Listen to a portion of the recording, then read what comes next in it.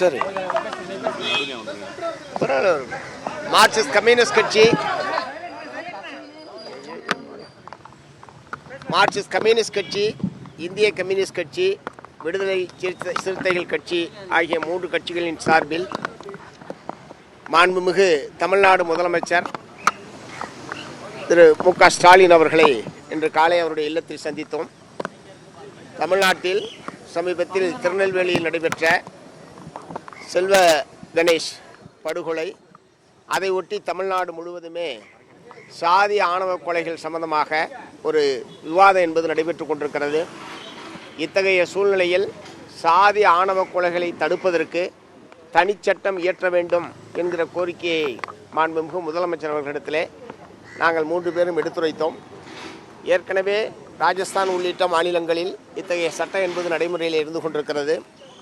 இத்தகைய சட்டத்தினுடைய தேவையை தேசிய பெண்கள் ஆணையம், அதே மாதிரி ஏற்கனவே உச்சநீதிமன்ற தீர்ப்பு, உயர்நீதிமன்ற தீர்ப்பு, பல்வேறு சமூக செயற்பாட்டாளர்கள் இப்படி பலரும் வற்புறுத்தி இருக்கக்கூடிய நிலையில் தமிழ்நாடு அரசு சாதி ஆணவ கொலைகளை தடுப்பதற்கான ஒரு தனிச்சட்டத்தை இயற்ற வேண்டும் என்பதற்கான தேவையை மாண்புமிகு முதலமைச்சர் அவர்களிடத்திலே நாங்கள் எடுத்துரைத்தோம்.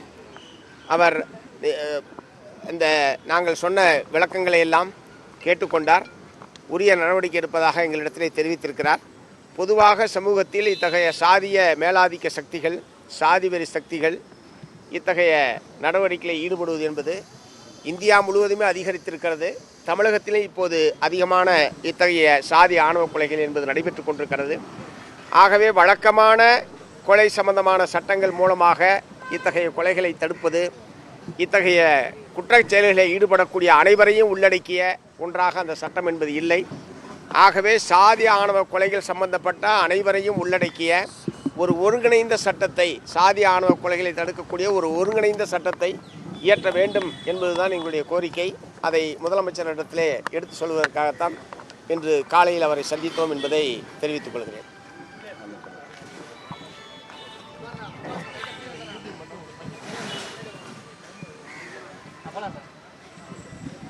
வணக்கம். ஜாதிய ஆணவ படுகொலைகள் என்பது நாளுக்கு நாள் அதிகரித்து வருவது மிகவும் கவலைக்குரியது.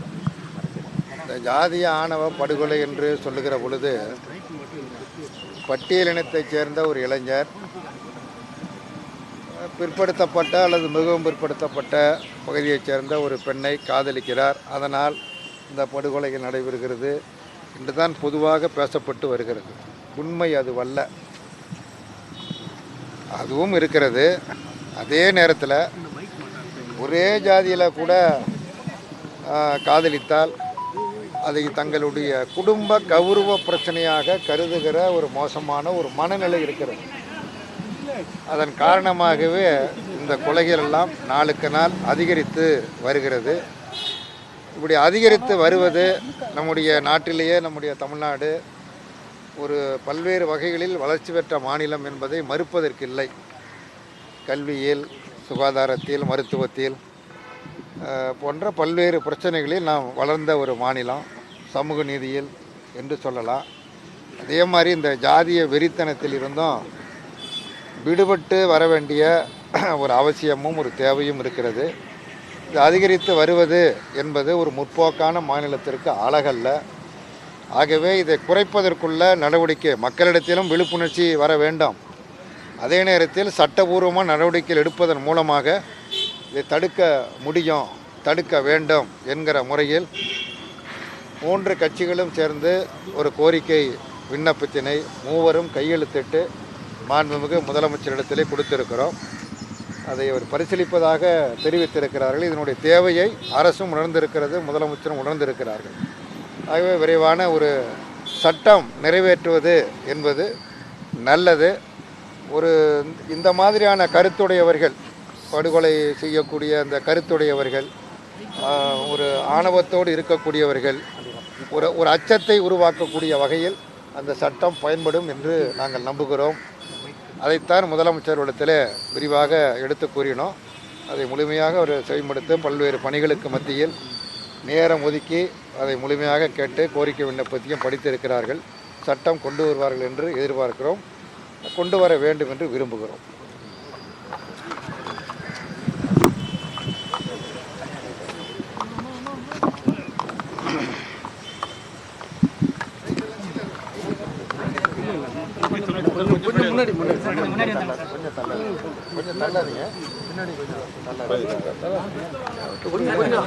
இல்லை தோழர் முன்னாடி வாங்க சும்மா இருக்கு, நீங்கள் கொடுங்க தோழர். தந்தி டிவி மைக் டவுன் பண்ணுங்க.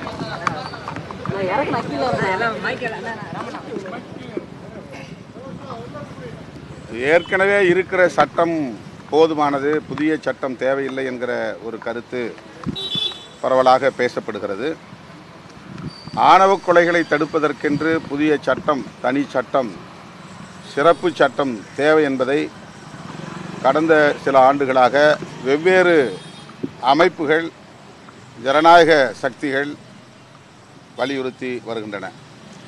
அவற்றையெல்லாம் இன்றைக்கு முதலமைச்சர் அவர்களை நாங்கள் சந்தித்து பேசிய போது கொடுத்த கோரிக்கை மனுவில் கோடிட்டு காட்டியிருக்கிறோம். குறிப்பாக இந்திய சட்ட ஆணையம், புதிய சட்டம் தேவை, இந்த ஆணவ கொலைகளை தடுப்பதற்கு சட்டம் தேவை என்று தேசிய பெண்கள் ஆணையம் முன்மொழிந்திருக்கிறது. The prevention of crimes in the name of honour and tradition bill 2010. 2010 இப்படி ஒரு மசோதாவை தேசிய பெண்கள் ஆணையம் முன்மொழிந்திருக்கிறது.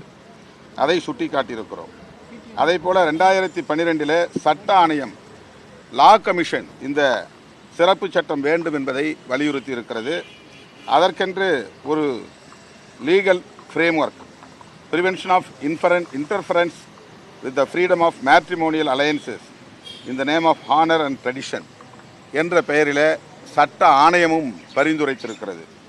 தமிழ்நாடு சட்டமன்றத்தில் 2015 மார்க்சிஸ்ட் கம்யூனிஸ்ட் கட்சியின் சார்பில் ஒரு தனிநபர் சட்ட வரைவை சவுந்தரராஜன் முன்மொழிந்திருக்கிறார்.